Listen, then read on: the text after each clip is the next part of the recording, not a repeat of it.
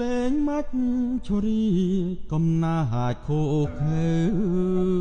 ប្រគុំដងហែលពីលពើ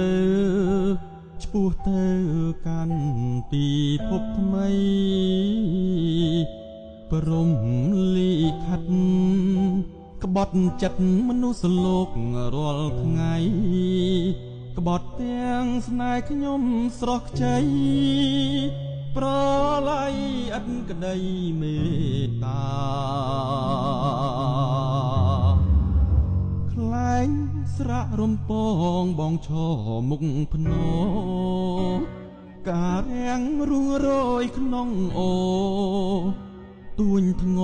រម្ចាស់អរាក្លិនផ្សែងទៀ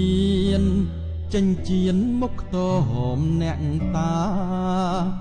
ផែនដីទេវទនឫស្សយាប្រហាសង្សារកំសត់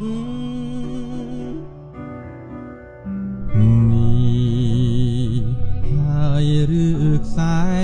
ជីវិតនេះហើយឬខ្សែជីវិតជីវិត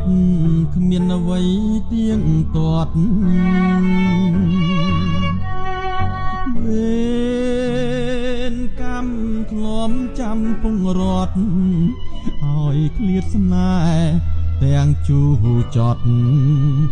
សម្បត្តិនៅវត្តភ្នំជ្រៃដើមជ្រៃដើមពោគុំឈរស្ងៀមនៅបាំងធ្លាំងសង្កត់ខ្ញុំទៅរស់នៅក៏គ្មានន័យអ្វីសូមភ្នំភ្លើងផ្ទុះឡើងបំប៉ាហងផែនដី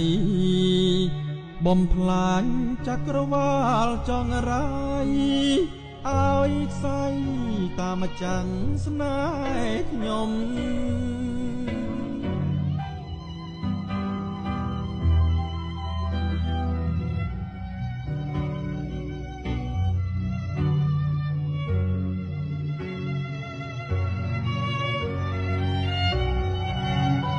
ឆ្លៀតពេលច្រៀងចប់ក៏សូមប្រមូលតិចតួចដែរ